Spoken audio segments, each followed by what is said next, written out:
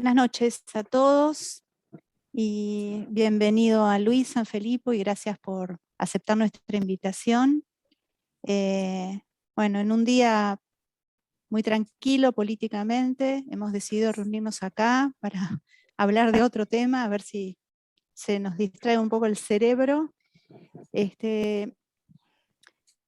Luis es un personaje múltiple, tiene muchos intereses y mucha capacidad en el desarrollo de cada uno de ellos. Lo que yo voy a contar de él es un recorte de lo que Luis puede ofrecer. Él es psicoanalista, tiene su práctica privada y también hospitalaria, una práctica hospitalaria en el Hospital Álvarez. Trabaja sobre saberes y prácticas en torno al trauma, historia del psicoanálisis y disciplinas psi, salud mental y derechos humanos e historia reciente. Me consta que además el trabajo que él hace en relación a la historia reciente, la salud mental y los derechos humanos es un trabajo profundo e intenso. Está en la UBA, en la Universidad Nacional de La Plata y en la Biblioteca Nacional, y en la Biblioteca Nacional es el coordinador del Centro de Historia psi. Luis, además de eso, escribió un libro que se llama Trauma, un estudio histórico en torno a Sigmund Freud, que es un libro intenso, fecundo, minucioso en el estudio de la historia del trauma en la obra de Freud, y yo diría en el psicoanálisis. Y hoy lo invitamos para que nos cuente algo acerca de todo eso, de ese material riquísimo que produjo. Así que, bueno, les recuerdo a todos que cuando termine la intervención de Luis pueden participar, hacer preguntas, están invitados a que abramos después el debate. Así que, Luis, te escuchamos. Bueno, Mariana y todos y todas, muchísimas gracias acá por la invitación. Esto que señalaba, bueno, le agradezco a Mariana las palabras y el modo en que me presentó. Es cierto que, no sé, soy un poco curioso y un poco hiperactivo y que me meto en varias cosas a la vez. Igual estoy tratando de que decanten algunas y empezar a quedarme solo con algunas. Pero básicamente, digamos, si hoy vengo a hablar alguna cuestión en relación al trauma, es porque, bueno, por el libro que mostraba Mariana, que en realidad es como es el fruto de mi tesis doctoral. O sea, yo hice mi doctorado en la UBA en el marco de la Cátedra de Historia de la Psicología, en la que estoy hace 20 años, y en donde traté de encontrar un objeto, un tema, el trauma, que me condensa muchas vías de interés, porque me conduce hacia la práctica psicoanalítica, pero también me conduce hacia la historia reciente y los usos de la noción de trauma para hablar de acontecimientos colectivos. Y además intenté abordarlo desde una perspectiva histórica. O sea, no suponiendo que el trauma es alguna cosa, como si tuviera una esencia, como si fuera algo que podría ser ahistórico y por lo tanto idéntico en todo tiempo y lugar, sino como una noción múltiple, variable, que se ha transformado desde la mitad del siglo XIX hasta el presente, porque de hecho la noción de trauma no surge como trauma psíquico, sino como una noción anatómica. O sea, trauma hasta la segunda mitad del siglo XIX es un impacto mecánico sobre el organismo que provoca una lesión y a partir de esa lesión determinados síntomas o patologías, ¿no? Y ese sentido, como pasa muchas veces con muchas palabras, con muchos términos, que surgen en un determinado ámbito, por ejemplo, en este caso, el anatomopatológico, y que después aparecen en otros, en el ámbito de la clínica de las neurosis, en el ámbito psicopatológico en general, en el ámbito jurídico, en el ámbito político y en el ámbito historiográfico, y en el sentido común. Y entonces hoy designa un montón de cosas, y hoy lo primero que se nos viene a la mente cuando escuchamos la palabra trauma es más bien la idea de una herida en el alma, si me permiten la metáfora, ¿no? De algo que funciona como, digamos, como una marca, o mejor dicho, como una huella. Prefiero usar ese nombre, si puedo, voy a decir por qué. Como una huella que perdura y condiciona el malestar, la subjetividad, etcétera, mucho, aun cuando haya pasado mucho tiempo desde el momento en que se produjo la ocasión que dejó esa huella, ¿no? Y si eso forma parte del sentido común, eso no significa que otras nociones de trauma hayan desaparecido, ¿no? Porque, por ejemplo, en la medicina sigue existiendo una especialidad médica que se llama traumatología y que recupera la vieja noción de trauma, la noción anatómica, la de las fracturas, la de las lesiones en el cuerpo. Pero bueno, todo este preámbulo es para situar sobre todo que desde la perspectiva en que yo abordé la noción de trauma, o si se quiere, los saberes y las prácticas del trauma, me conduce a afirmar que no hay una noción de trauma. No hay una única noción de trauma, sino múltiples, incluso al interior del psicoanálisis, incluso al interior de la obra freudiana. Conviven, o sea, a lo largo del tiempo han aparecido diferentes nociones de trauma e incluso muchas de ellas conviven. No es que una suplanta a la otra, sino que por ahí permiten a partir de esa noción abordar una serie de problemas. Y por ahí invisibiliza a otros, pero digamos, dependiendo de qué momento de la obra freudiana o en qué momento del campo psi nos posicionemos, nos vamos a encontrar con la noción de trauma anudado a ciertos problemas que por ahí son diferentes a los problemas en los que esa misma noción queda anudada en otro contexto histórico, ¿no? Y entonces, para ir acercándome a algo de lo que yo quería plantear hoy, o conversar con ustedes hoy.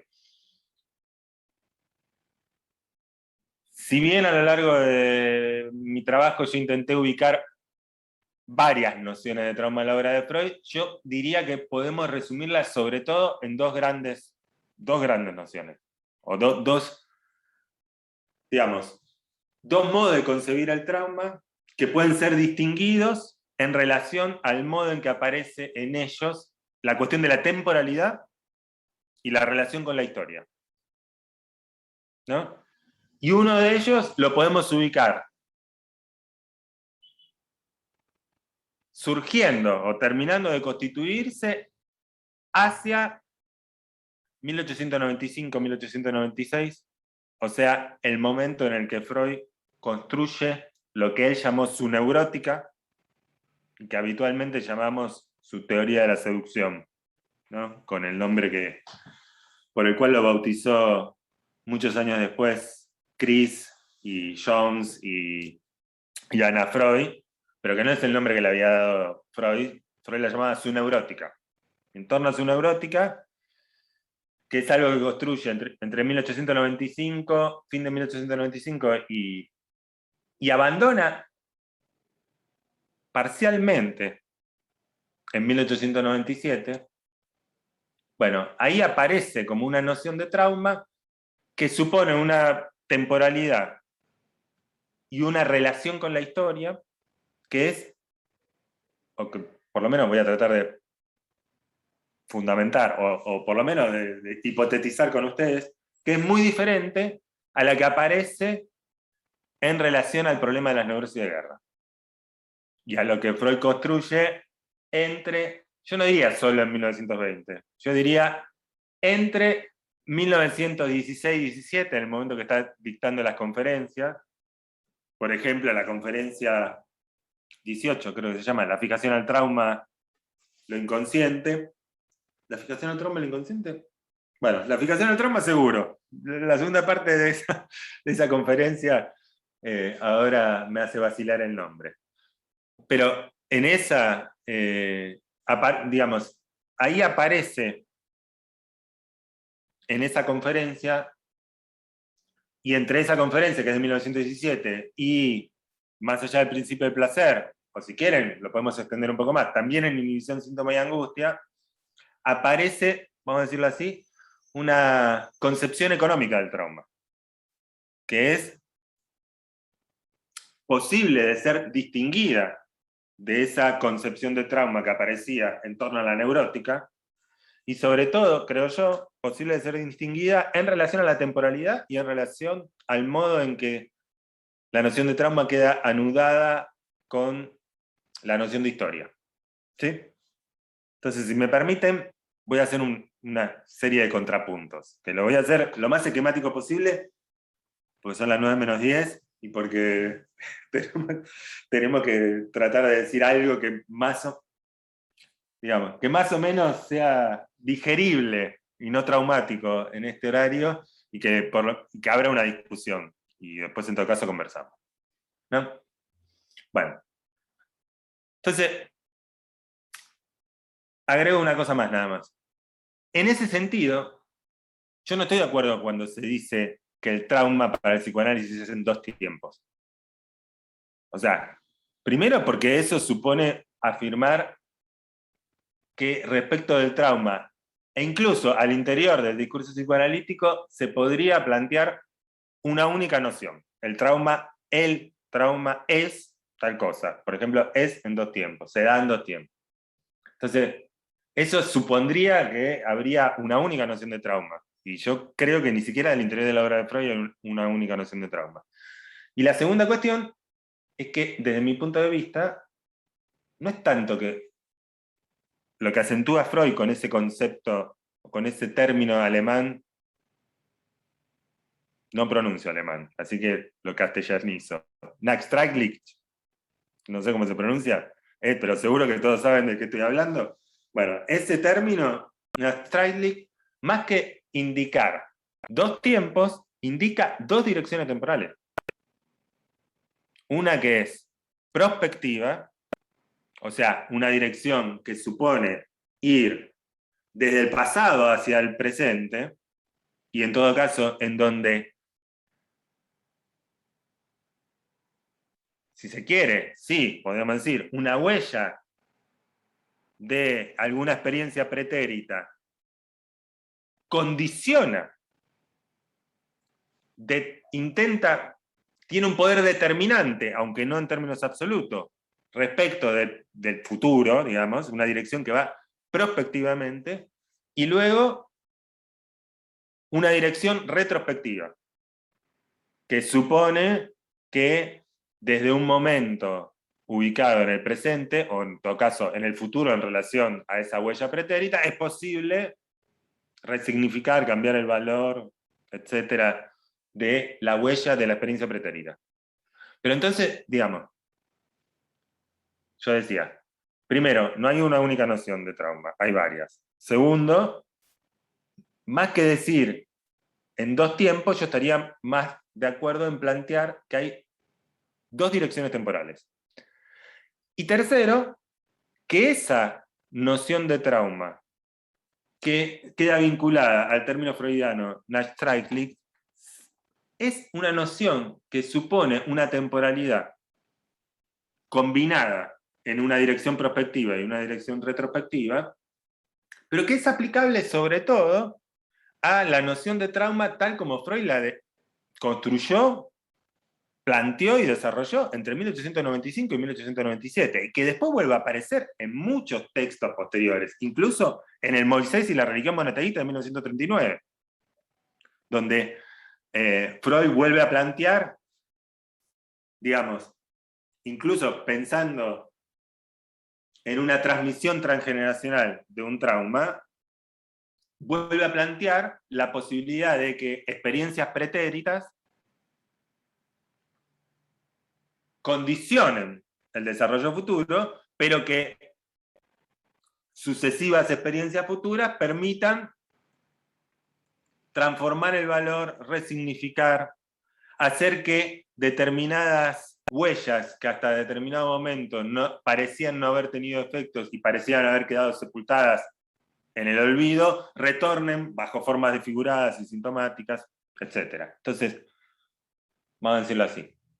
Cuando yo digo que hay una temporalidad del trauma, o que hay una noción de trauma, que es posible pensar en términos de la temporalidad Nachträglich, y que eso supone dos direcciones temporales diferentes, una prospectiva, en donde el pasado determina el futuro, y una retrospectiva por la cual desde los sucesivos presentes se pueden reconfigurar, resignificar experiencias pretéritas.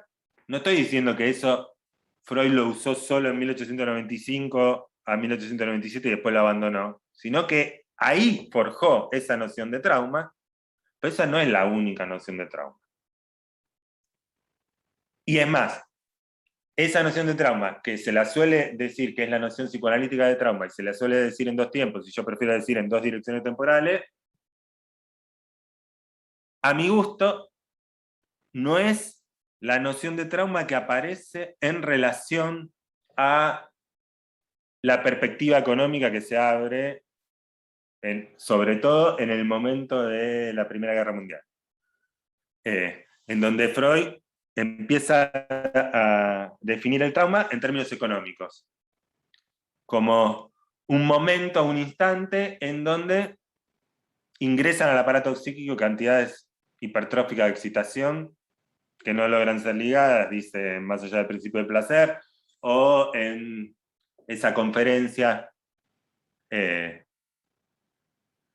de la fijación al trauma plantea algo bastante parecido, dice que en un breve lapso de tiempo ingresan unas cantidades de estímulos para el cual la persona no estaba preparada y generan, digamos, dice, generan como una especie de parálisis en el funcionamiento del aparato psíquico y eso produce perturbaciones duraderas. Bueno. En ese instante, en ese breve lapso de tiempo, en donde ingresan al aparato cantidades hipertróficas de excitación, que no logran ser ligadas, dice Freud. ¿Ligadas a qué? A las cadenas de representaciones que forman parte del aparato anímico y que pretenderían, digamos, tramitar los estímulos, ligándolo a las cadenas y produciendo, digamos, juegos asociativos o mecanismos de defensa que permitan tramitar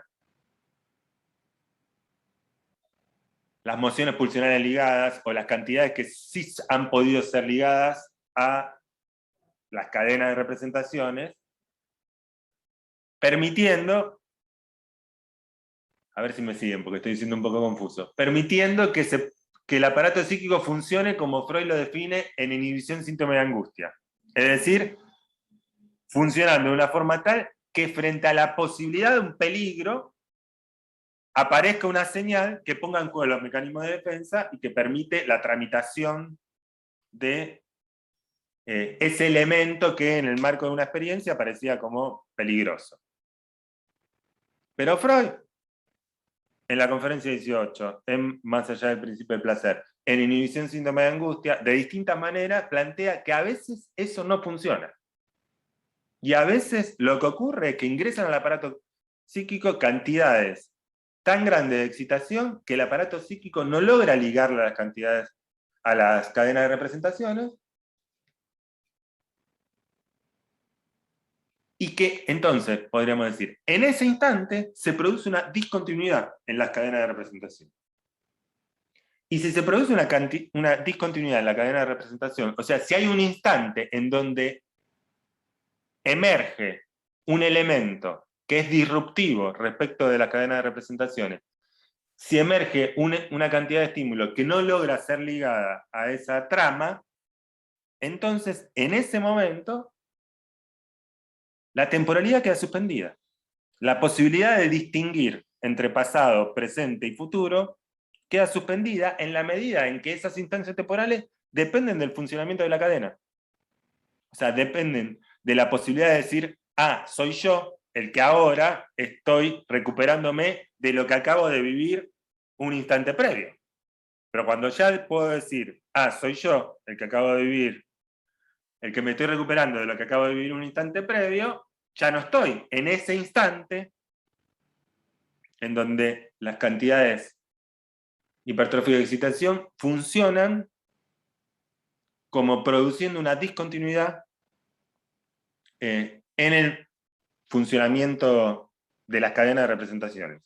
Y por lo tanto suspenden la temporalidad y hacen que la temporalidad del trauma ahí no sea en dos tiempos, no sea en dos direcciones temporales, una prospectiva y otra retrospectiva, porque aun cuando esas dos direcciones pongan en relación diferentes momentos, diferentes tiempos, suponen una distinción. Hay una huella y después una segunda. En cambio, en el instante de discontinuidad, lo que aparece es una indistinción temporal. En ese punto yo preferiría decir, hay dos nociones de trauma en la obra de Freud en relación a la temporalidad. Una que supone una relación entre una dirección prospectiva y otra dirección retrospectiva, y otra que produce, que puede ser pensada en términos de una indistinción temporal. O sea, un instante en donde lo que emerge no puede ser concebido ni como pasado, ni como presente, ni como futuro, porque suspende la posibilidad misma de hacer esas distinciones. O sea, cuando lo pongo en términos de, no sé, fenomenología clínica. Alguien está hablando de algo que le pasó en determinado momento de su historia, no sé. Por ejemplo, que estuvo en un campo de concentración. Entonces empieza a hablar y en determinado momento, vamos a decirlo parecido como lo dice Freud respecto de las pesadillas de la neurosis de guerra, que decía, se despierta con renovado terror. Si en determinado momento el relato se interrumpe y deja de ser un relato del pasado para que emerja nuevamente un renovado terror, eso que emerge ahí no es estrictamente pasado, tampoco es estrictamente presente. No funciona como un recuerdo del pasado que puede ser puesto en términos de un relato en donde alguien dice, yo ahora estoy recordando lo del pasado, sino es algo que se presenta. Más que se representa, se presenta, y en ese punto se vincula con algo que funciona, al menos por ese instante en que se detiene el relato y aparece el monto de afecto que no termina de ser ligado, se produce una indistinción temporal. Bueno, por ahora les pido que me crean, después en todo caso me discuten. Segunda cuestión. Esas dos nociones de trauma que se distinguen por la temporalidad también pueden ser pensadas como oponiéndose en relación a la relación que mantienen con la historia. Y entonces en la primera noción de trauma uno puede pensar que hay una conjunción entre trauma e historia. Hay trauma e historia. O si quieren lo podemos decir de otra manera. El trauma, en esa primera versión, la que se construye en relación a la neurótica, es una historia. Es una historia. Si quieren una historia, con el término inglés story, es una ficción, es un relato, es una escena, incluso en los términos teatrales del término, como las escenas teatrales, en donde hay personajes y donde alguien le hizo algo a alguien. Entonces, en ese punto, digamos, esa noción de trauma puede ser convertida en relato. Es más, es un relato. Es un relato de una historia que pasó. Una historia que pasó y que puede seguir estando presente y que puede aparecerse o que puede ser olvidada y retornar incluso sintomáticamente, y que los síntomas sean una forma sustitutiva de ese recuerdo o de la marca que dejó una experiencia y que por ahí la persona no recuerda, entonces puede retornar sintomáticamente, pero en todo caso puede ser recuperada como relato, porque incluso cuando es recuperada como relato, después puede incluso tener, vamos a decirlo así, efectos identitarios. Y entonces que haya una persona o unas personas o pueblos que se definan en relación a una historia traumática. yo soy así porque de chiquito o cuando era joven me pasó tal o cual cosa, yo soy víctima de tal o cual cosa. En cualquier caso, ahí la noción de trauma queda en conjunción con la historia. El trauma es una historia, es un relato. En cambio, en la segunda noción de trauma, esa que yo situé en relación a la neurosis de guerra, o que Freud construye en torno, o en el momento de la neurosis de guerra, y que planteaba que se funcionaba como, en términos temporales, como un momento de indistinción, esa segunda noción de trauma supone una disyunción con la historia. Ahí aparece como o trauma o historia. O bien trauma, y por lo tanto detención de la posibilidad del relato, detención de las cadenas asociativas, límite para la simbolización de un elemento de la experiencia, agujero por donde se cuelan compulsivamente, repetidamente, cantidades hipertróficas de excitación, o bien trauma, o bien trama, y por lo tanto historia, relato, etc. En el momento mismo en que emerge ese elemento traumático, la historia se suspende, la posibilidad de la historia se suspende. Mantiene como una disyunción en términos de la historia, en la medida en que la historia supone una articulación simbólica, significante, una cadena de representaciones, y el trauma. ¿Sí? Bueno, digo un par de puntos más en relación a esto, y en todo caso después discutimos. En la primera noción de trauma, la que vinculo con la neurótica, la que digo que supone dos líneas de temporalidad diferente, prospectiva y retrospectiva, y la que digo que es en conjunción con la historia, el acento parece estar más puesto en las representaciones. O sea, que lo traumático es determinadas representaciones. Determinadas representaciones que pueden ser contradictorias, inconciliables. En la década del 90, del siglo XIX, Freud decía inconciliables, contradictorias respecto de las representaciones del yo. Después, en todo caso, se puede decir contradictorias respecto del yo, en todo caso, si quieren, contradictorias respecto de las tramas de representaciones, respecto de las tramas de representaciones con la cual alguien se pretende presentar, se pretende identificar. Son contradictorias, algo que se vuelve como inconciliable, y por ahí, de lo cual alguien preferiría mantener a raya, no saber nada. Pero en todo caso, en cualquier caso, estoy señalando esto. Ahí el acento está puesto en que una representación o un elemento más bien simbólico, representacional, puede entrar en contradicción con el yo, las representaciones conscientes, las tramas con las cuales alguien se quiere identificar y presentar, etc. En cambio, en la segunda noción, el acento está puesto en el elemento cuantitativo. O sea, no en un elemento representacional. Lo traumático no queda vinculado con una representación, sino con un monto de afecto. Ahora, igual en ambos casos, no es absoluto. ¿No? ¿Por qué? Porque, digamos,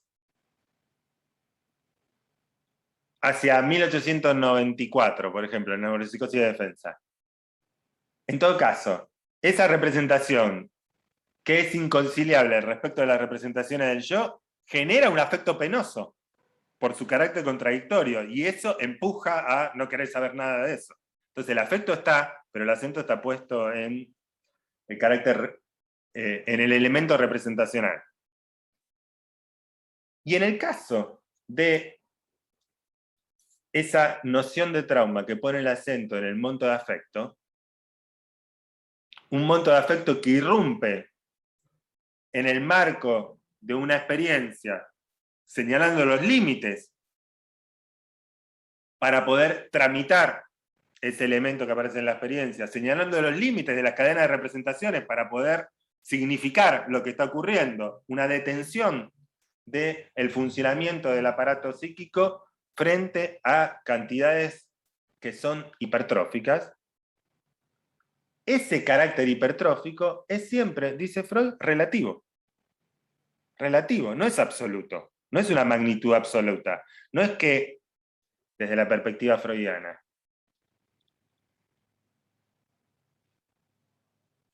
una experiencia, la que sea, es traumática en sí misma porque contiene en sí misma una cantidad que va a ser hipertrófica para todas. Sino que, en todo caso, para cada uno, a veces Freud lo pone en términos de umbral, a veces Freud lo pone en términos de cantidades relativas.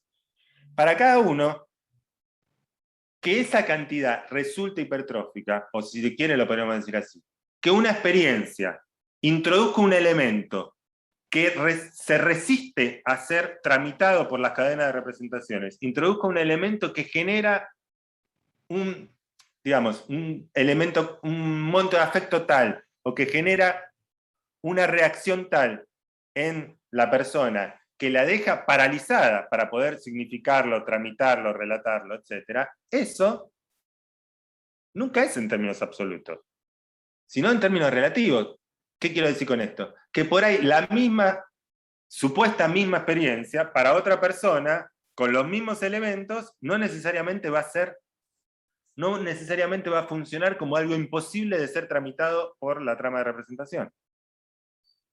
Por supuesto que uno podría decir, hay experiencias, no sé, la tortura en el campo de concentración, que efectivamente para la mayoría de los mortales puede funcionar como el ingreso al aparato de cantidades hipertróficas de excitación que no logran ser ligadas.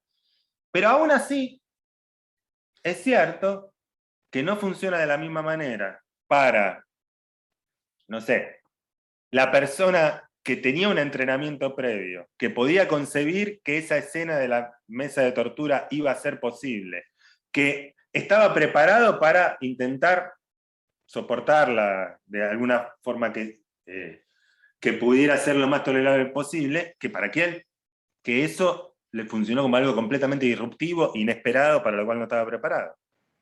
Siempre Freud ahí juega con términos del orden de la preparación, del orden de las cantidades relativas, y que, por ejemplo, no sé, pueden conducir a plantear por qué en una guerra los soldados profesionales tienen menos problemas de neurosis que los colimbas. Bueno, todo esto para poder situar dos cosas. Una, que cuando yo digo que uno tiene más el elemento traumático que es más vinculado con una representación y en la otra noción con un monto de afecto, con un elemento cuantitativo, eso no supone una diferencia de acentos, pero siempre está en juego como un interjuego entre representación y afecto, y además eso me sirvió para agregar que si hay algo que yo encontré o que intento plantear como que tienen en común distintas nociones de trauma en Freud, es que siempre suponen un carácter relativo. O sea, que para Freud nunca hay una persona que esté especialmente predispuesta a sufrir experiencias traumáticas, ni hay experiencias que serían traumáticas para todos, sino que siempre suponen un carácter relativo, y que por lo tanto hacen que la experiencia, o mejor dicho, hacen que para que un trauma se produzca, o para que una experiencia devenga traumática, se necesite no solo un determinado suceso, una determinada experiencia, sino también considerar, digamos, la posición que adopta la persona frente a esa experiencia y la predisposición que podía, o sea, si se quiere, las experiencias previas, que a la persona lo prepararon mejor o peor para poder tramitar, tolerar, soportar, significar ese elemento de la experiencia. O sea, una experiencia es traumática por una combinación entre un determinado acontecimiento y la predisposición, o sea, los antecedentes, lo que muchas veces es planteado en términos así, de predisposición o de antecedentes, pero que también podía ser pensado como, bueno, ¿con qué recursos contaba la persona antes de la experiencia? Y luego, ¿qué respuesta se dio? ¿Qué respuesta se dio? No sé, no es lo mismo pasar por un abuso y contarlo a alguien de ese abuso, contarle, no sé, un abuso infantil, y alguien va y recurre a los padres o a la madre para contarle la experiencia de ese relato, y la madre le cree, y como le cree, actúa en consecuencia, y entonces se produce una separación del niño de la situación de abuso, y se lo protege, se lo cuida, se le brinda algún tipo de respuesta, y se le brinda herramientas simbólicas para tramitar esto, que cuando la respuesta es, no te creo, o cuando la respuesta es, vos lo habrás provocado.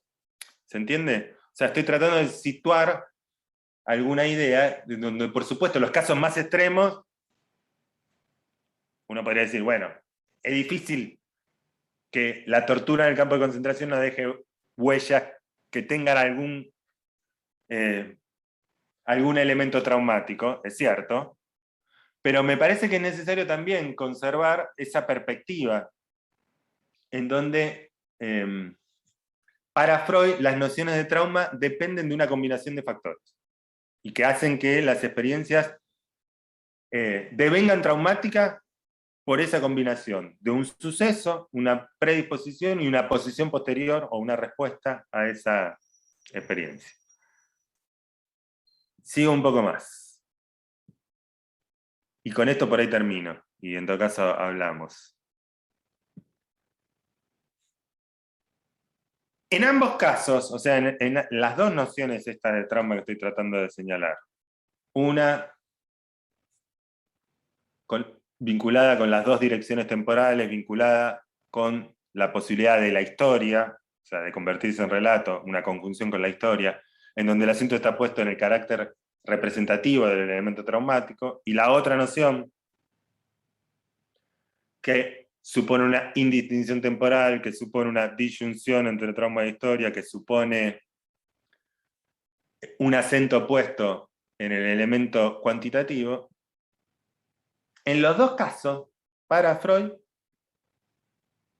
no basta con hablar o con recordar, no basta con propiciar que alguien hable de esa experiencia que adquirió en un sentido o en otro un valor traumático para la persona para que se pueda superar el trauma. O sea, no necesariamente porque alguien, o sea, eso que, vamos a decirlo así, el sentido común psicoanalítico instauró que sobre determinadas experiencias es necesario hablar, no siempre conduce a la posibilidad de generar algún tipo de alivio o de algún tipo de transformación o de corrimiento respecto del modo en que la persona vive esa experiencia. Porque a veces, digamos, convocarlo, hablar, puede conducir repetidamente a encontrarse o bien con el horror de lo que no puede significar, o bien con algo de lo cual prefiere no saber, y que conduce a la misma respuesta de eso, mejor no quiero saber nada. O sea, la misma respuesta neurótica. Eso aparece, me parece, varias veces planteado en la obra de Freud. Por ejemplo, para la primera noción de trauma, yo intento subrayar, por ejemplo, en 1894, en el texto de la neuropsicosis de defensa, Freud dice, más o menos algo así, que luego de volver a vincular, vieron que ahí la defensa aparece como divorcio entre representación y afecto, ¿no? La representación queda escindida de la representación del yo, el afecto va a parar en la histeria a una inervación corporal, en la neurosis obsesiva a una representación que a partir de ese momento devino obsesiva. Entonces, es necesario, dice Freud, volver a vincular el afecto con la representación de la cual fue escindida, o sea, si se quiere, es necesario volver a recuperar el recuerdo, y luego, forzar luego a eliminar la contradicción mediante un trabajo de pensamiento. Eliminar la contradicción mediante un trabajo de pensamiento. Que yo me gusta traducirlo más en términos contemporáneos, bueno, es necesario no solo recuperar ese recuerdo del que era inconciliable y del cual la persona no quería saber nada, sino ayudar a que cambie la posición frente a ese recuerdo. Porque si ese recuerdo, si esa representación sigue siendo contradictoria, y su posición frente a esa contradicción, frente a esa inconciliabilidad, frente a ese conflicto, sigue siendo, no quiero saber nada de eso, entonces solo convocamos en el marco del análisis a que un recuerdo retorne para luego volver a repetir el gesto represivo que lo condena al olvido. Y por eso Freud, en 1894, lo plantea así: un trabajo de pensamiento para eliminar la contradicción, pero por ahí también lo podríamos relacionar con otros momentos de la obra freudiana y con otras nociones de la obra freudiana que, si bien las plantea para diferentes cuestiones, tienen en común que en todas Freud utiliza la palabra trabajo. Una es el trabajo de duelo. El trabajo de duelo, ¿no? Es necesario para, digamos, poder dejar atrás alguna experiencia de que se perdió y el dolor que genera esa pérdida, que haya un trabajo que permita tomar otra posición frente a aquello que se perdió, para no perderse con él. Bueno. Otra es, más o menos en la misma época, Duelo y Melancolía, si no me equivoco, en 1915, más o menos en la misma época, 1914, Freud escribe Recordar, repetir y reelaborar. Reelaborar es la traducción al español, que licúa un poco, que ahí está en juego el laboro, trabajo, que incluso en inglés se traduce como working through, y en alemán, no me acuerdo, en el libro lo había puesto, pero no me acuerdo, pero era un poco, en todos aparecía la misma raíz que en alemán es de trabajo, y ahí señala Freud un trabajo sobre las resistencias. O sea, es necesario un trabajo sobre las resistencias, o si se quiere, sobre la posición que alguien tiene sobre un elemento que le genera contradicción y del cual preferiría no saber nada. Entonces, no basta con recordar, algo de la posición tiene que ser cuestionado, y por ahí, en esta, digamos, noción de trauma, nos permite ubicar como esa, digamos, esa dimensión de la clínica que supone, bueno, cómo hacer para cambiar la posición que alguien tiene respecto a determinados conflictos que lo tienden a decir neuróticamente: sobre esto no quiero saber nada. Y con eso no basta solo recordar, es necesario un trabajo para cambiar esa posición, para cambiar esa relación contradictoria. Ahora, más aún, no alcanza con recordar, no alcanza con hacer hablar, con la otra noción de trauma.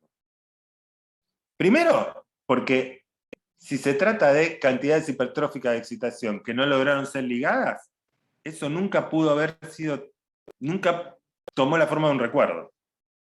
O sea, eso no está olvidado, porque para estar olvidado tendría que haber pasado alguna vez a la posibilidad de ser ligado a la trama de representaciones y que funcione como algo que se puede olvidar. Entonces funciona más bien como un agujero. Y al mismo tiempo, porque cuando convocamos a alguien a hablar en torno al agujero, llega un momento en el que se topa con el agujero, o sea, se topa con la irrupción de angustia, con la irrupción de terror, etc. Lo hacemos hablar y lo empujamos al abismo. Entonces, en algún punto, también uno puede decir que es necesario, si ese elemento permanece como imposible de ser ligado a una trama de representaciones, si aparece como el punto límite del modo en que se organizan las representaciones en la vida de una persona, en el aparato psíquico de una persona, es necesario un trabajo con las representaciones para que ese elemento deje de ser lo imposible de ser ligado. Y ahí, en todo caso, hipótesis. Me parece que el libro de Mariana trabaja, creo yo, muchas veces en relación a esos puntos problemáticos en donde alguien se topa repetidamente con un agujero, con algo que no termina de ser ligado, con algo que aparece bueno, Mariana lo dice en términos, signos de percepción, tomabas, de Bleichmer. Sí. Bueno, que es lo que yo por ahí intento decir como agujero, o si quieren, con un término freudiano que es algo que aparece demasiado vívido. Que aparece, al aparecer demasiado vívido, aparece como algo que no es completamente pasado, tampoco es completamente presente. En ese momento hay como una indistinción temporal. Y por ahí uno podría decir, si me permiten y termino con esto, la noción de huella anémica freudiana a mí me da la sensación de que tiene como una cierta ambivalencia. Por momentos Freud utiliza huella como equivalente de marca, como algo que se inscribió. Y por lo tanto, es como algo que se inscribió, se puede juntar con otras inscripciones y armar cadenas y armar tramas. Pero a veces la noción de huella anémica freudiana funciona como un agujero, como un punto de tope, como un núcleo patógeno, lo plantea por momentos, como un agujero en donde brotan cantidades hipertróficas de excitación, y entonces quizás sea necesario un trabajo en torno de ese agujero, un trabajo en los detalles que podrían estar al lado del agujero, en algunas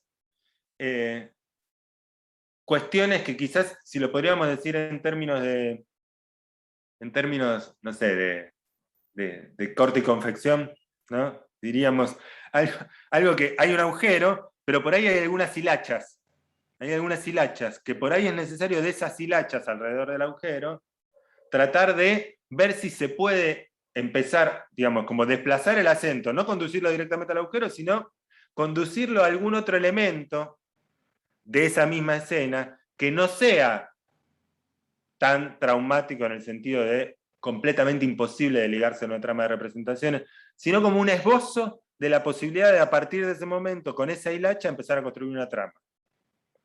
Que al lado del agujero se pueda inscribir algo que permita construir una trama y que conduzca a partir de ese momento a la posibilidad de que se arme un relato allí donde no lo había y que algo quede velado, que no aparezca como vívido, como signo de percepción, como cantidad hipertrófica de excitación. Bueno, no sé, dije muchas cosas. Y ahora me voy a callar. Y voy a escuchar a ver si algo están de acuerdo, les resuena, lo piensan así, no, quieren discutir, lo que quieran. Bueno, gracias Luis. Abrimos entonces el debate. A ver, mientras Alberto Marani espera que yo hable, que ya tiene levantada la mano, te quiero plantear algunas cosas. Estas definiciones que diste vos de trauma, o estas maneras de entender, si se quiere, la mecánica del trauma, la producción de esa huella en el psiquismo, estas diferentes maneras de concebirlo, lo que me parece que, digamos, pensaba dos cosas cuando te escuchaba. Una, que todas estas formas decantan en nuestro saber psicoanalítico, digamos que aparecen como una no novedad, de alguna manera, estas cuestiones donde hay un predominio de lo económico o un predominio de lo representacional, no porque tengamos ordenado en el lapso de la historia del psicoanálisis el predominio de una concepción y otra, sino porque tomamos, me parece, algo de estas concepciones para incorporarlas a nuestra caja de herramientas, como podríamos incorporar la primera y la segunda tópica, por ejemplo, digamos, forman parte de nuestro bagaje teórico. Lo que ocurre es que en realidad cuando uno ve o va siguiendo en el libro estos diferentes modos de concebir el trauma, lo que va percibiendo es que en realidad cada uno de estos modos que nosotros ahora tomamos como casi del orden de nuestro sentido común, son el objeto de una construcción histórica muy compleja, llena de profundísimas contradicciones, que además tuvo un modo de pensarse con una epistemología determinada, es decir, el trabajo historiográfico respecto de esto que para nosotros hoy forma parte de nuestros recursos clínicos habituales, es que en realidad hubo idas y venidas y discusiones internas en cada momento histórico y muchas contradicciones para que estos conceptos vayan teniendo esta forma que hoy tomamos de esta manera, ¿no? Y que hay una presencia dramática de esta discusión respecto de lo cuantitativo, respecto de la predisposición o no, en torno de las neurosis de guerra, por ejemplo, dramática y política, digamos, importantísima, que definió en parte el destino de los soldados que volvían de la guerra, el modo en el que se abordó esta neurosis en esta discusión de predisposición sí o predisposición no, que me parece que, digamos, dejar de pensarla como una obviedad para nosotros implica reconocer la construcción histórica de cada uno de estos conceptos y su sobredeterminación por variables epistemológicas, políticas, por descubrimientos clínicos, por cuestiones epocales que definían que el camino fuera siguiendo como estos modos sinuosos de construir el concepto. Tengo millones de preguntas más para hacerte porque fui anotando varias cosas. Le doy la palabra a Alberto Marani, si querés primero responder o si querés que esperemos más comentarios. Desmútate, Luis. Ahora sí. Solo digo una cosita nada más, porque para que no se me vaya. Por ahí, además de las cuestiones de los problemas que yo intento seguir más históricamente, también me parece que se ligan a estas nociones como ciertas concepciones de la intervención analítica y de tratamiento que conducen como a algunos problemas. Por un lado, digamos, Freud en algún momento pensó que era posible, digamos, hallar el último recuerdo, la última escena a la cual conducirían todos los hilos asociativos. Y que eso por ahí forma parte de algún cierto sentido común de las orientaciones que buscan recuperar un recuerdo y reconstruir, como si por solo alcanzara con recordar o con recuperar algunas cosas para que se produzcan transformaciones en el padecimiento subjetivo y en la economía libidinal de cada uno. Bueno, al mismo tiempo, hay algunos acentos puestos en la necesidad de poner en cuestión ideales, poner en cuestión identificaciones, poner en cuestión posiciones subjetivas, poner en cuestión el fantasma como una posición fija, etc. Que por ahí, para cierta dimensión de algunos análisis que conducimos, que nos topamos, para ciertos momentos de algunos análisis, sean intervenciones válidas. Pero para otros momentos de otros análisis, o de los mismos análisis en otro momento, o de otros análisis, esa idea de que el analista como cuestionador, como el que pone en cuestión los armados, las tramas, las identificaciones, las posiciones, etc., me parece que hace agua respecto de esta otra noción de trauma, que es esa otra noción de trauma en donde en todo caso parece ser necesario primero armar algo y tratar de ver la manera de cómo hacer para intervenir allí donde todo el tiempo la cosa conduce a un agujero. Un agujero en donde o bien brota angustia o bien brotan respuestas que intentan matizar esa angustia en términos de actuaciones, no sé, compulsiones a las repeticiones que intentan ligar algo de eso y lo hacen fallidamente, o bien pueden condenar a la melancolización, ¿no? A la melancolización casi en el mismo término. Freud, en esa conferencia de la fijación al trauma del inconsciente, da una definición de trauma que podría ser una definición de melancolía. Ocurre también que ciertos hombres, por obra de un suceso traumático que conmueve los cimientos en que hasta entonces se sustentaba su vida, caen en un estado de suspensión, que les hace resignar todo interés por el presente y el futuro, y su alma queda atrapada en el pasado, ocupándose de él como petrificada. O sea, es cierto que uno podría decir, es necesario cuestionar esa petrificación, pero esa petrificación es la respuesta frente a esa indistinción temporal que se armó en relación al agujero, y es necesario pensar cómo construir otra trama, no cómo cuestionar eso, porque cuestionando solo eso, empujamos al agujero, creo. Me callo. Alberto y después Cintia.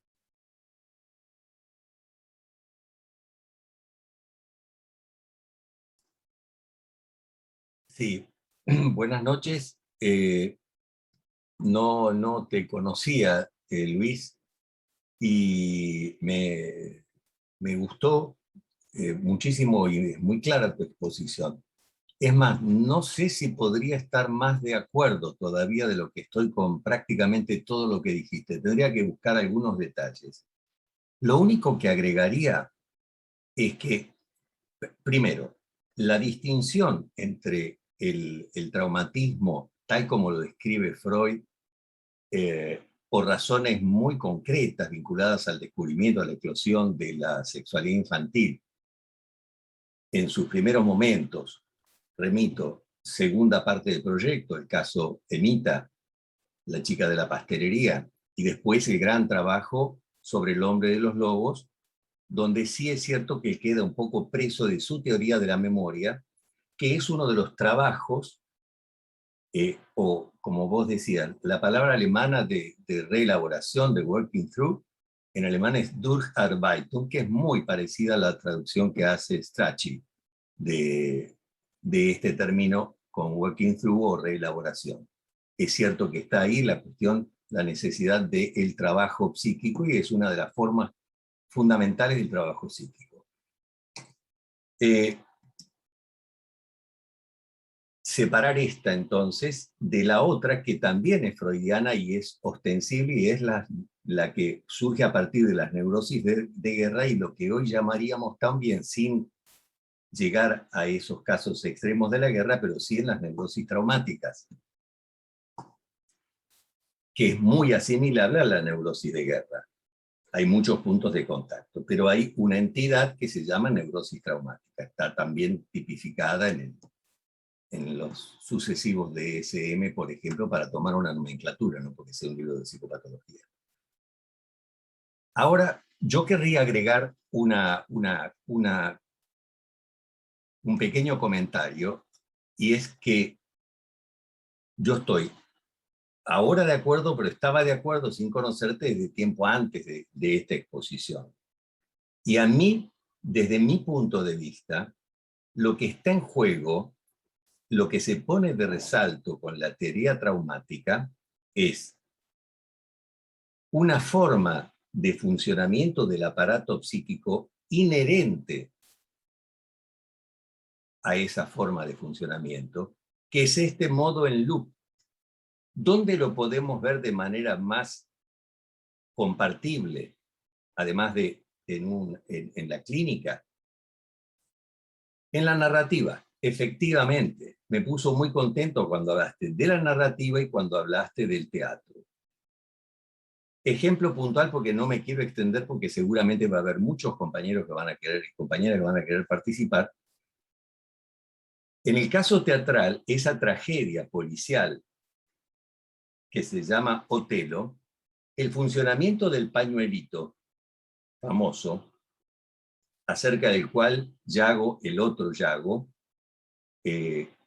le instila a Otelo esos comentarios de manera civilina hasta que lo lleva a cometer el crimen, está funcionando como algo acotado en unos pocos actos de lo que es el acontecer de la vida, y que no solamente puede producir un acontecimiento catastrófico, como en el caso del traumatismo, sino que también es lo que promueve el insight.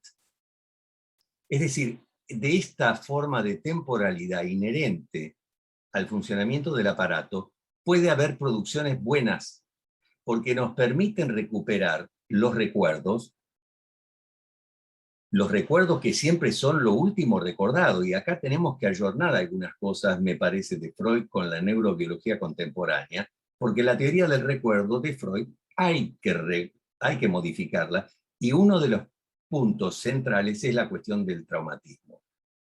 Entonces, en cualquier narrativa, más ostensiblemente quizá o más, si yo tuviera que exponerlo, hacerlo más pedagógico, tomaría la novela policial, donde la propia economía de la trama lleva a que se siembran significantes que después van a ser recuperados y que están dispersos allí para que el lector lo haga por su cuenta o crea que lo está haciendo por su cuenta.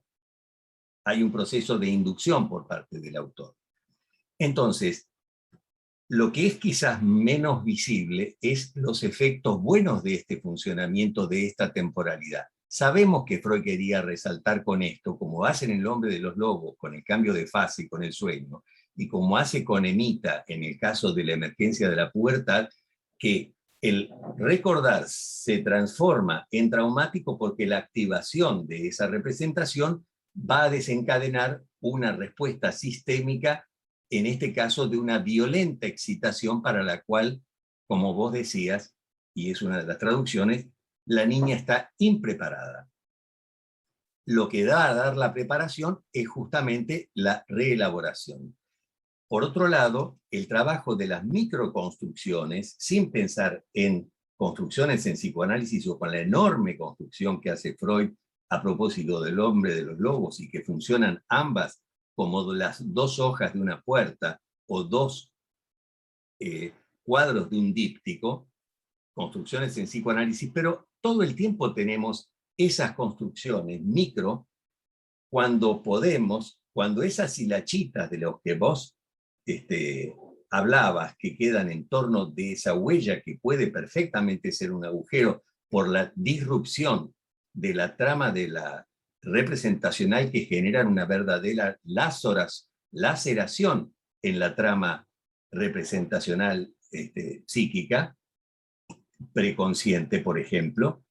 Esto habrá que surcirlo, como se hacía antes con las medias, cuando yo era chiquito, con el mate. Bueno, en el mate del paciente se va haciendo el surcido ese, juntando los hilitos con algunas sugerencias que tengan que ver con una coherentización de la continuidad de esos hilitos dispersos. Bueno, no me quiero extender más, pero te felicito, me encantó tu exposición. Luis, ¿querés responder o damos lugar a otra pregunta?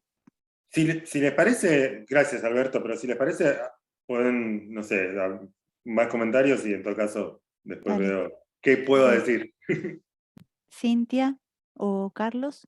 Sí, soy yo Carlos. en este caso. Primero que nada te quiero agradecer realmente la presentación. Seguramente el libro es mucho más rico que la presentación breve que has hecho hoy, así que me queda la curiosidad de leerlo. Dos cosas se me ocurrieron respecto de lo que se vino diciendo. Ese aplastamiento temporal en la segunda versión del trauma, me parece que aparece tempranamente bajo la forma de un sintagma extraño que siempre nos hemos preguntado ¿qué quiere decir eso? El recuerdo actual. Recuerdo que actúa en el presente, que no es recuerdo. Me parece que eso vos lo explicaste muy detalladamente. La segunda observación sobre lo que se venía diciendo sobre la cuestión de la reelaboración. Efectivamente se pierde en la traducción castellana la raíz del trabajo, queda como labor, pero además lo que se pierde en la traducción de reelaboración es el durch, que es el through, a través de. Y acá, en Argentina, Fernando Ulloa pergeñó una traducción que es perlaboración. Un poco rescata exactamente la misma matiz, pero como sabemos, la traducción es imposible.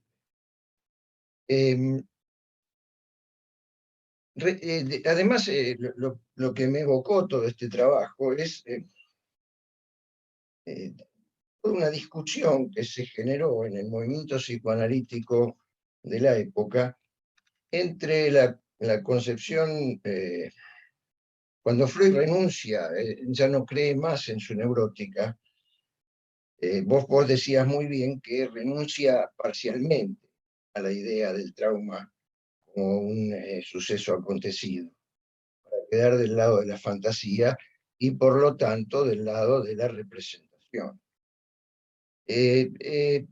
Ferenczi, que fue uno de sus principales interlocutores, recupera la idea de un trauma como suceso acontecido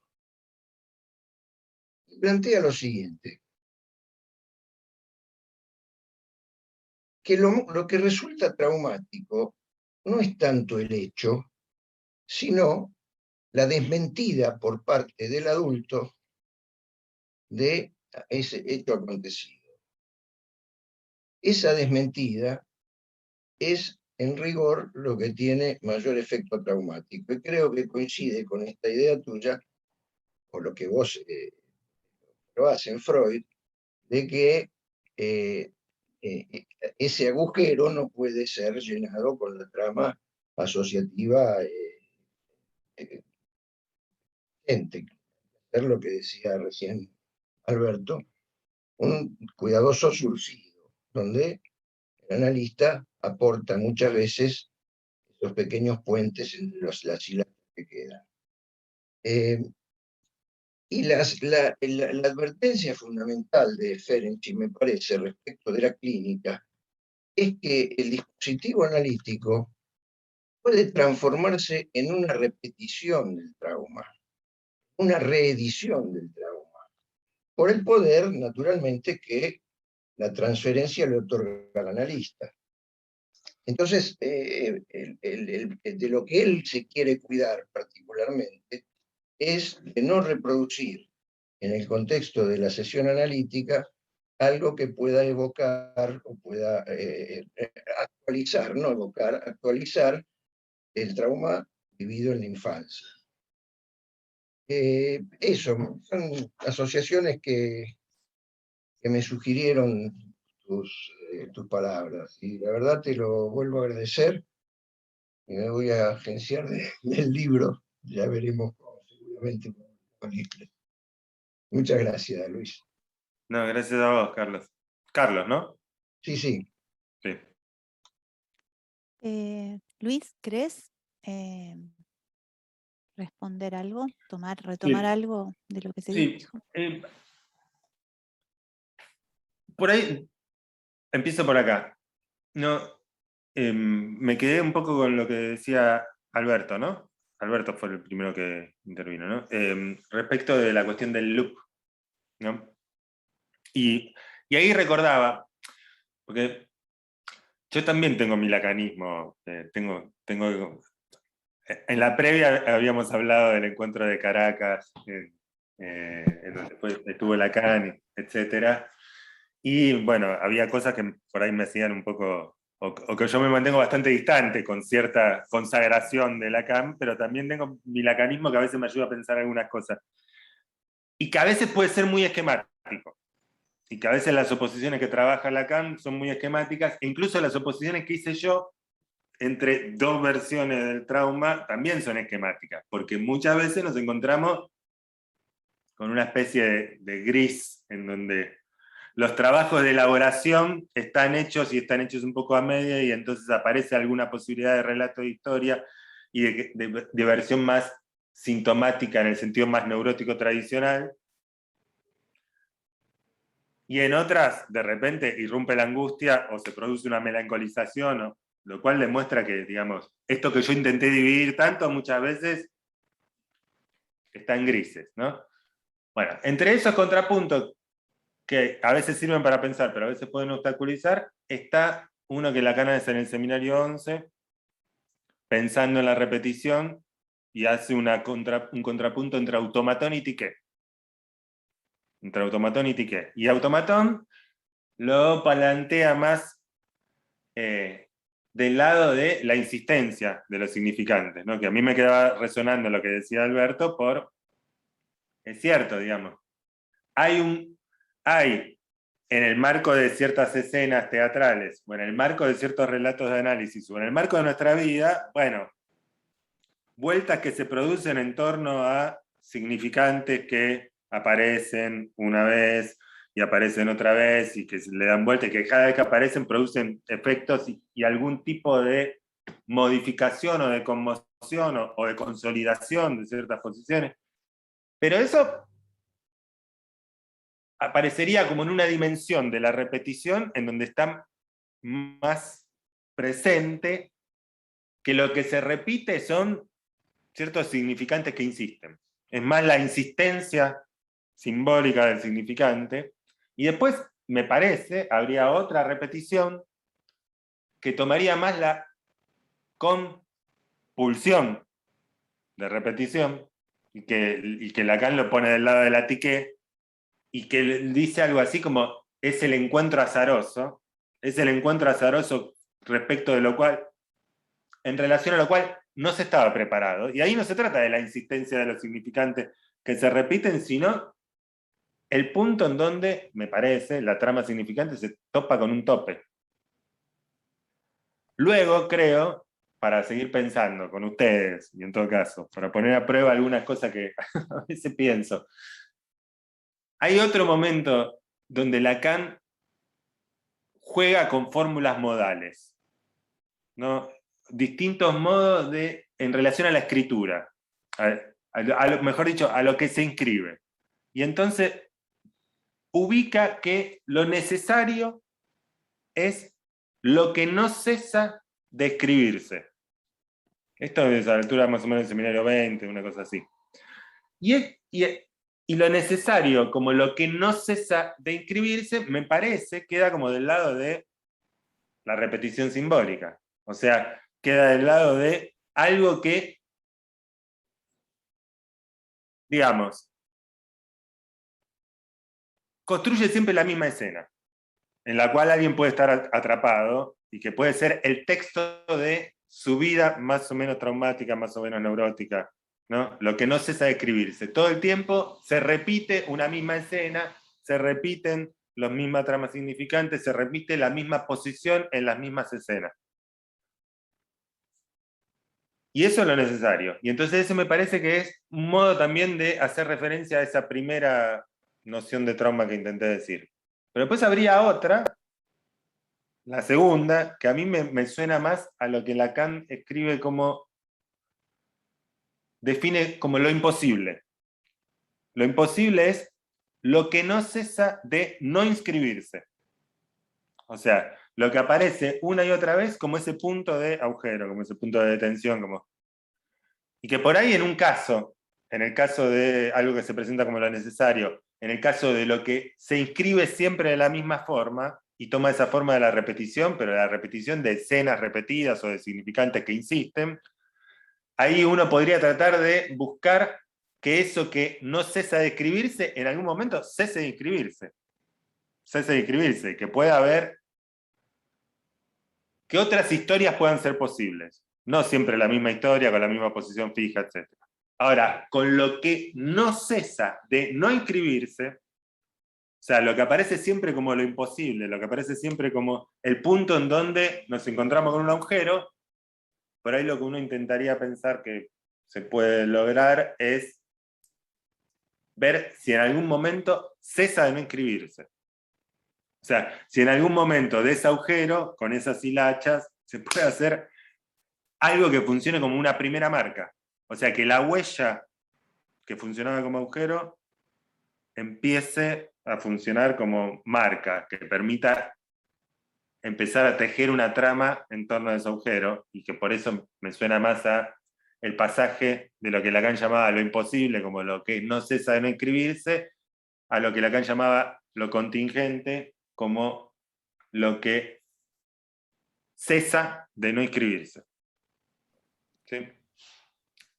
Todo esto a cuento de lo que me despertó, la asociación que me despertó el comentario de Alberto respecto del loop, que me hizo pensar en dos formas de pensar la repetición que se anudan de distinta manera con estas dos nociones de trauma que yo muy esquemáticamente quiero separar y que muchas veces en la clínica aparecen en cierta conjunción o en cierto degradé, pero que también por ahí podría servir para pensar eso. Bueno, en principio me fui por ese lado. Ahora por ahí después, no sé si alguien más quiere decir algo. Sí, me ocurre... hay dos intervenciones en el chat, Luis.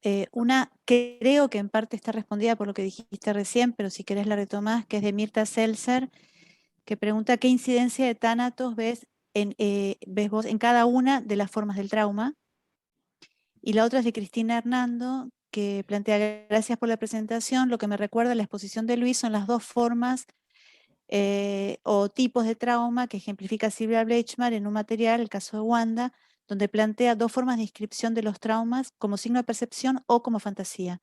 La primera reaparece como afecto y la otra como fantasía en sus diversas expresiones. El trabajo para recuperarlas también difiere. Los signos de percepción con el método abductivo, recoger los hilitos, como dijeron los primeros colegas que hablaron, y la segunda con asociaciones o asociación libre. El tema es muy complejo, tendría que ver también la inscripción en signos de percepción, con lo arcaico, con, que no necesariamente es lo más antiguo, sino como marcas particulares de traumas posteriores. Sí, efectivamente, yo no sé, por ahí ustedes no me creen, pero y están en todo su derecho, pero yo me fui topando, digamos, o sea, cuando yo me enfrasqué a leer estos textos de Freud y a hacer este abordaje histórico que está situado entre la última parte del siglo XIX y llega hasta 1939, cuando se muere Freud y cuando empieza la Segunda Guerra Mundial. Eso es lo que tomé yo para el libro. Y me fui armando como de estos esquemas, obviamente, probablemente condicionado por estas lecturas que yo les acabo de decir, de algunos términos de Lacan, que por ahí me hacían encontrar algunas cosas, pero después, efectivamente, me fui encontrando con lo que compartían acá en el chat, ¿no?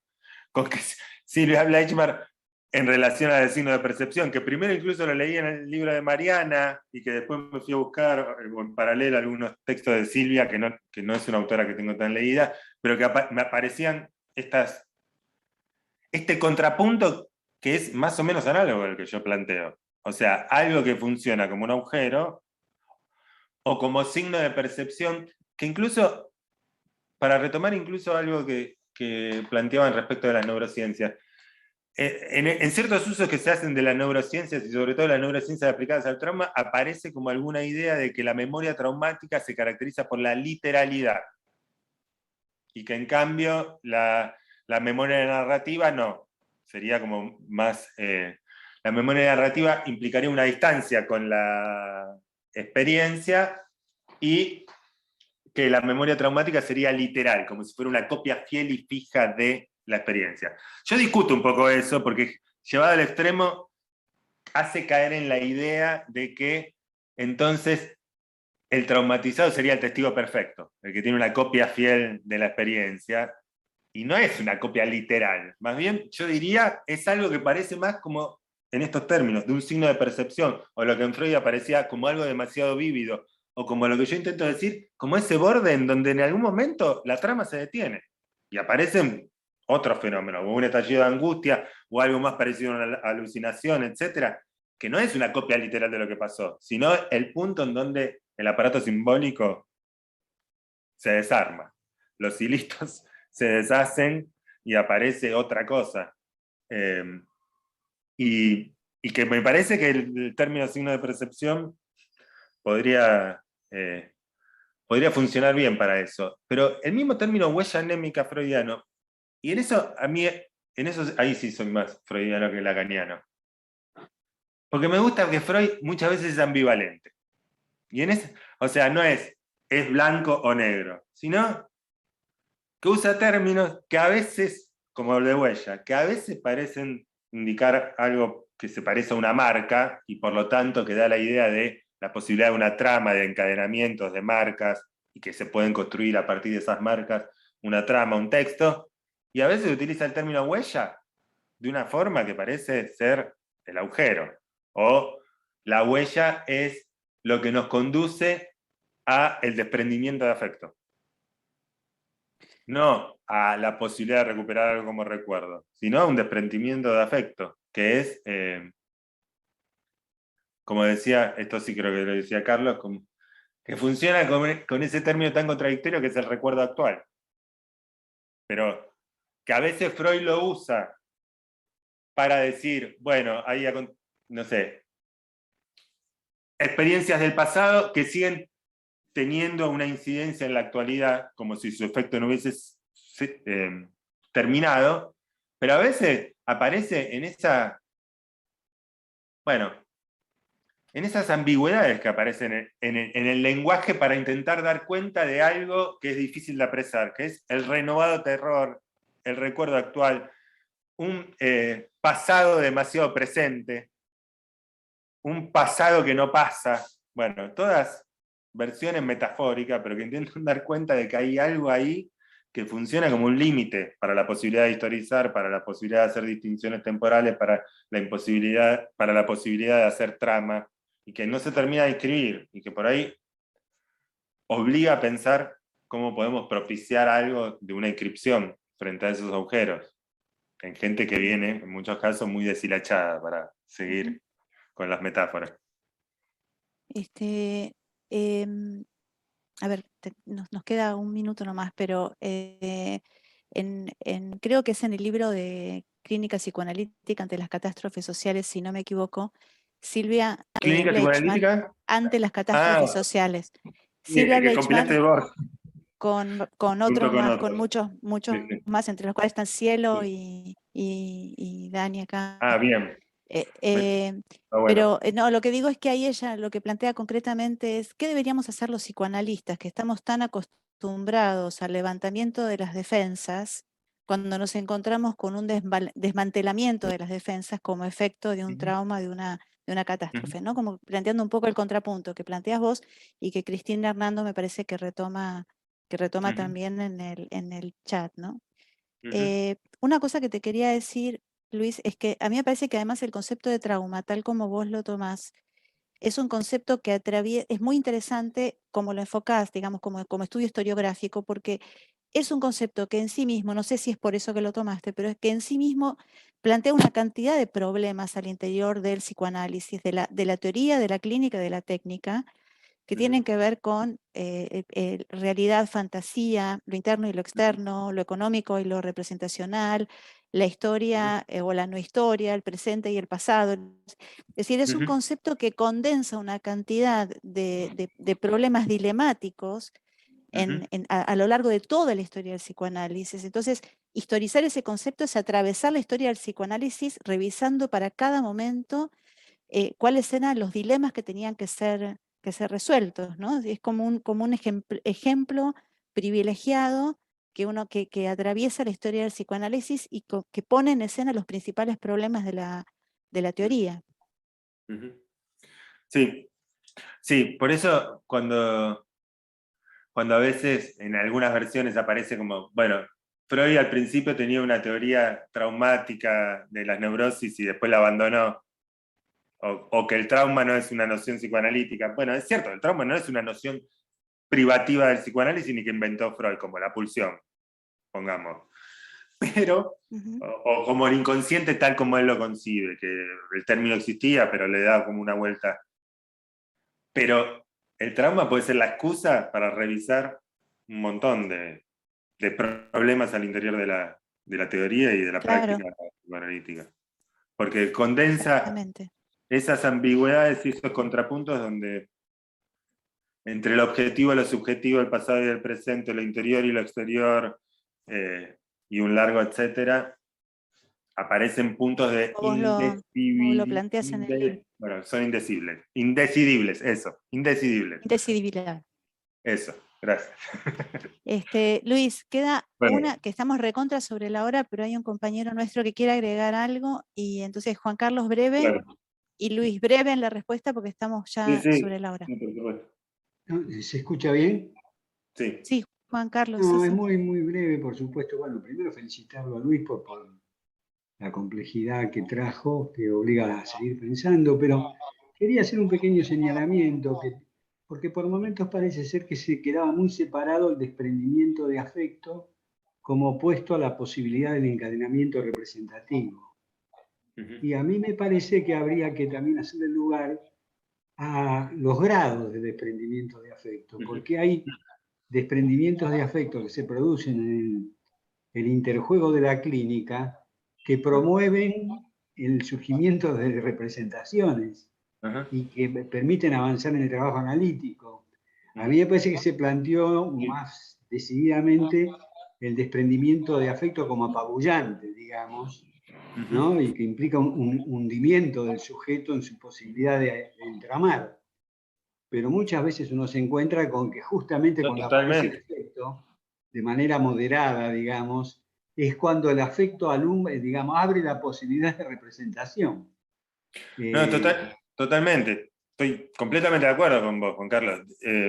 O sea, es más, si con el juego de representaciones no tocamos, no producimos algún afecto, o si no se produce ningún afecto en la persona mientras viene análisis, no pasa nada.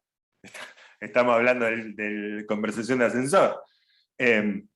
Pero por ahí, en el sentido quizás en el que Freud puede hacer un contrapunto en inhibición, síntoma y angustia, en relación a la angustia, como al afecto particular de la angustia, pero que podría servir.